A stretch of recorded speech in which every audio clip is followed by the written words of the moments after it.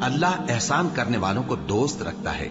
اور جو لوگ کہتے ہیں کہ ہم نصارہ ہیں، ہم نے ان سے بھی عہد لیا تھا، مگر انہوں نے بھی اس نصیحت کا جو ان کو کی گئی تھی ایک حصہ فراموش کر دیا، تو ہم نے ان میں قیامت تک کے لیے دشمنی اور کینہ ڈال دیا، اور جو کچھ وہ کرتے رہے اللہ عنقریب ان کو اس سے آگاہ کر دے گا۔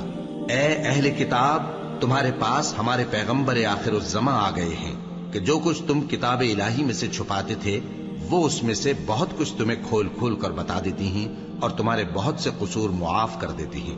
بے شک تمہارے پاس اللہ کی طرف سے نور اور روشن کتاب آ چکی ہے، جس سے اللہ اپنی رضا پر چلنے والوں کو سلامتی کے رستے دکھاتا ہے اور اپنے حکم سے انہیں اندھیروں سے نکال کر روشنی کی طرف لے جاتا اور ان کو سیدھے رستے پر چلاتا ہے۔ جو لوگ کہتے ہیں کہ اللہ جو ہے وہی مسیح ابن مریم ہے، وہ بے شک کافر ہیں۔ ان سے کہہ دو کہ اگر اللہ عیسیٰ ابن مریم کو اور ان کی والدہ کو اور جتنے لوگ زمین میں ہیں سب کو ہلاک کرنا چاہے تو اس کے آگے کس کی پیش چل سکتی ہے؟ اور آسمان اور زمین اور جو کچھ ان دونوں کے درمیان ہے سب پر اللہ ہی کی حکومت ہے۔ وہ جو چاہتا ہے پیدا کرتا ہے اور اللہ ہر چیز پر پورا قادر ہے۔ اور یہود اور نصارہ کہتے ہیں کہ ہم اللہ کے بیٹے اور اس کے پیارے ہیں۔ کہو کہ پھر وہ تمہارے گناہوں کے سبب تمہیں عذاب کیوں دیتا ہے؟ نہیں، بلکہ تم اس کی مخلوقات میں دوسروں کی طرح کے انسان ہو، وہ جسے چاہے بخشے اور جسے چاہے عذاب دے۔ اور آسمان اور زمین اور جو کچھ ان دونوں کے درمیان ہے سب پر اللہ ہی کی حکومت ہے اور سب کو اسی کی طرف لوٹ کر جانا ہے۔ اے اہل کتاب، پیغمبروں کے آنے کا سلسلہ جو ایک عرصے تک منقطع رہا، تو اب تمہارے پاس ہمارے پیغمبر آ گئے ہیں جو تم سے ہمارے احکام بیان کرتے ہیں، تاکہ تم یہ نہ کہو کہ ہمارے پاس کوئی خوشخبری یا ڈر سنانے والا نہیں آیا۔ سو اب تمہارے پاس خوشخبری اور ڈر سنانے والے آ گئے ہیں، اور اللہ ہر چیز پر قادر ہے۔ اور جب موسیٰ نے اپنی قوم سے کہا کہ بھائیو، تم پر اللہ نے جو احسان کیے ہیں ان کو یاد کرو، کہ اس نے تم میں پیغمبر پیدا کیے اور تمہیں بادشاہ بنایا اور تم کو اتنا کچھ عنایت کیا کہ اہل عالم میں سے کسی کو نہیں دیا۔ اے بھائیو، تم ارض مقدس یعنی ملک شام میں، جسے اللہ نے تمہارے لیے لکھ رکھا ہے، داخل ہو چلو، اور دیکھنا مقابلے کے وقت پیٹھ نہ پھیر دینا، ورنہ نقصان میں پڑ جاؤ گے۔ وہ کہنے لگے کہ موسیٰ، وہاں تو بڑے زبردست لوگ رہتے ہیں، اور جب تک وہ سرزمین سے نکل نہ جائیں ہم وہاں جا نہیں سکتے۔ ہاں، اگر وہ وہاں سے نکل جائیں تو ہم جا داخل ہوں گے۔ جو لوگ اللہ سے ڈرتے تھے ان میں سے دو شخص جن پر اللہ کی عنایت تھی کہنے لگے کہ ان لوگوں پر دروازے کے رستے سے حملہ کر دو، پھر جب تم دروازے میں داخل ہو گئے تو فتح تمہاری ہے، اور اللہ ہی پر بھروسہ رکھو اگر تم واقعی ایمان والے ہو۔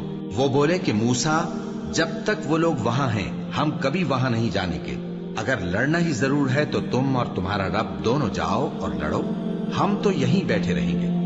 موسیٰ نے اللہ سے التجا کی کہ پروردگار، میں اپنے اور اپنے بھائی کے سوا اور کسی پر اختیار نہیں رکھتا، سو تو ہم میں اور ان نافرمان لوگوں میں جدائی کر دے۔ اللہ نے فرمایا کہ وہ ملک ان پر 40 برس تک کے لیے حرام کر دیا گیا کہ وہاں جانے نہ پائیں گے۔ یہ اسی علاقے میں جہاں اب ہیں سرگرداں پھرتے رہیں گے، تو ان نافرمان لوگوں کے حال پر افسوس نہ کرو۔ اور اے نبی، ان کو آدم کے 2 بیٹوں حابیل اور قابیل کے حالات جو بالکل سچے ہیں پڑھ کر سنا دو، کہ جب ان دونوں نے بارگاہ الہی میں ایک ایک نیاز پیش کی تو ایک کی نیاز تو قبول ہو گئی اور دوسرے کی قبول نہ ہوئی۔ تب قابیل حابیل سے کہنے لگا کہ میں تجھے قتل کر دوں گا۔ اس نے کہا کہ اللہ پرہیزگاروں ہی کی نیاز قبول فرمایا کرتا ہے، اگر تو مجھے قتل کرنے کے لیے مجھ پر ہاتھ چلائے گا تو میں تجھ کو قتل کرنے کے لیے تجھ پر ہاتھ نہیں چلاؤں گا۔ مجھے تو اللہ رب العالمین سے ڈر لگتا ہے، میں چاہتا ہوں کہ تو میرے گناہ کو بھی سمیٹ لے اور اپنے گناہ کو بھی، پھر تو اہل دوزخ میں سے ہو جائے، اور ظالموں کی یہی سزا ہے۔ آخر اس کے یعنی قابیل کے نفس نے اس کو اپنے بھائی کے قتل ہی کی ترغیب دی تو اس نے اسے قتل کر دیا، پھر خسارہ پانے والوں میں ہو گیا۔ اب اللہ نے ایک کوا بھیجا جو زمین کریدنے لگا تاکہ اسے دکھائے کہ اپنے بھائی کی لاش کو کیسے چھپائے۔ کہنے لگا، ہائے کمبختی، مجھ سے اتنا بھی نہ ہو سکا کہ اس کوے جیسا ہی ہوتا کہ اپنے بھائی کی لاش چھپا دیتا۔ پھر وہ پشیمان ہو گیا۔ اس قتل کی وجہ سے ہم نے بنی اسرائیل کے ذمے یہ بات لکھ دی کہ جو شخص کسی کو ناحق قتل کرے گا، یعنی بغیر اس کے کہ جان کا بدلہ لیا جائے، یا ملک میں خرابی کرنے کی سزا دی جائے تو اس نے گویا تمام انسانوں کو قتل کیا، اور جو ایک انسان کی جان بچا لے تو گویا اس نے سارے انسانوں کو زندگی دے دی۔